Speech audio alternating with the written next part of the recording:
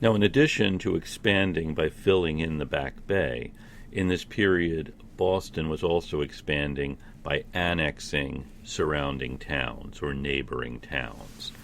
This is a political process in which the town would have to agree that it wanted to be annexed to the city of Boston, and Boston would, of course, vote to annex the town. Each side has to agree on this, similar to getting married, I suppose.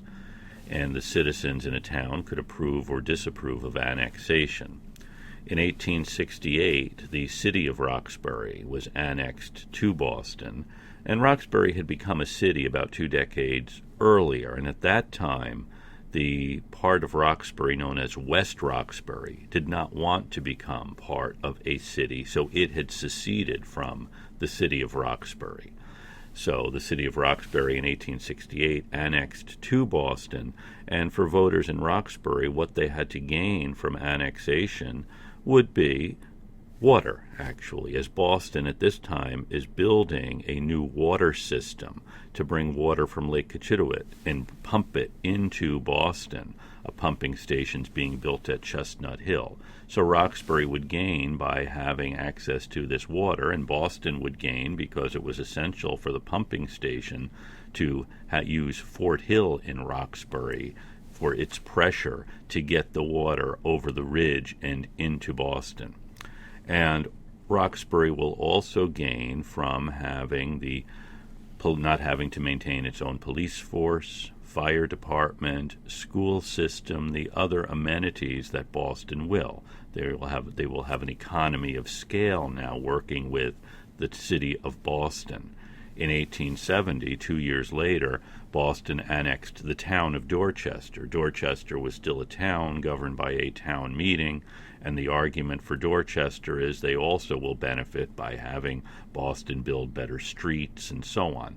Now, at this time, we have trolley lines being built into these towns or into these cities, and they all are experiencing great population growth as the trolleys make it possible for people to live in these somewhat more distant towns and come into work in Boston or travel to Boston for work. Remember, before the advent of public transportation and horse-drawn or steam-powered conveyances, most of us lived at a rate of 3 miles an hour. So if you want to spend an hour before work walking, you can live 3 miles away. And probably if you were doing manual labor, you don't want to have to walk too far before you get there. So there is a benefit here for Boston to have these towns annexed. There's some benefit for the towns to be part of metropolitan Boston. And I should point out in this period, other cities are also expanding by annexing neighboring areas. In 1900, the city of New York, which had consisted really of Manhattan Island, is joined with the city of Brooklyn, and then the boroughs of Queens and the Bronx and Staten Island to form metropolitan New York. And other cities are doing this just because it makes greater sense to have a large metropolitan area under one government. In 1873, West Roxbury, which had broken off from Roxbury so as not to become part of a city, is annexed to the city of Boston. The town of Charlestown across the Charles River, which actually had been much larger at the time of the founding in 1630, is annexed to Boston. And Allston and Brighton, which had been Little Cambridge, and Allston, Brighton in this period really are the slaughterhouses of Boston. This is where cattle would be brought to feed the markets in Boston and also to export the beef and the hides elsewhere. They are annexed to Boston, and it makes more sense in the 1870s for them not to be part of Cambridge, but instead to be part of Boston because now they are connected by the Back Bay.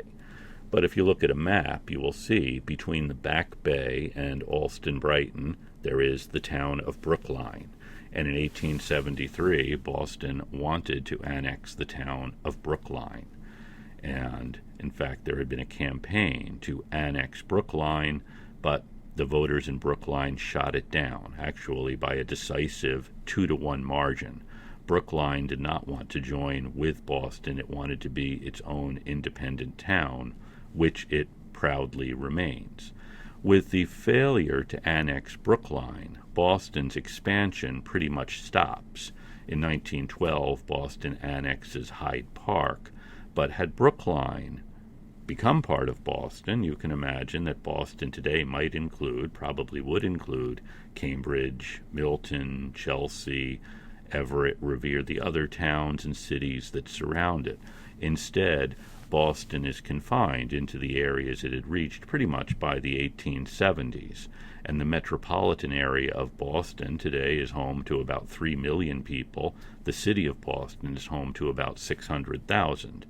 So we have a large metropolitan area with a relatively small city still at the center. Now we have within Boston, even though it remains somewhat of a small city, some very important enclaves or neighborhoods, as these different communities of Boston, some of which had been independent towns or cities, maintain their own identity. Beacon Hill, Back Bay remain Yankee enclaves. Dorchester, South Boston, Roxbury, Charlestown, East Boston, which had been part of Boston since the beginning but is developed in the 1840s and 50s, are home to immigrants. These areas on the periphery of Back Bay, Beacon Hill, and areas like the North End and the South End, which are along the waterfront, become really immigrant neighborhoods with different waves of immigrants coming through, looking for work, looking for new opportunities, looking for political or religious freedom in the new world. So we have neighborhood enclaves created here. Well, we have the city of Boston building trolley lines, sewer lines, natural gas lines to light the streets, and tying the neighborhoods together. And we also have a park system created in Boston and then in the metropolitan area in the late 19th century. So we have both independent towns and cities on the periphery. We have vibrant neighborhoods within, but tied together in Boston by this infrastructure being developed in these years of the Gilded Age.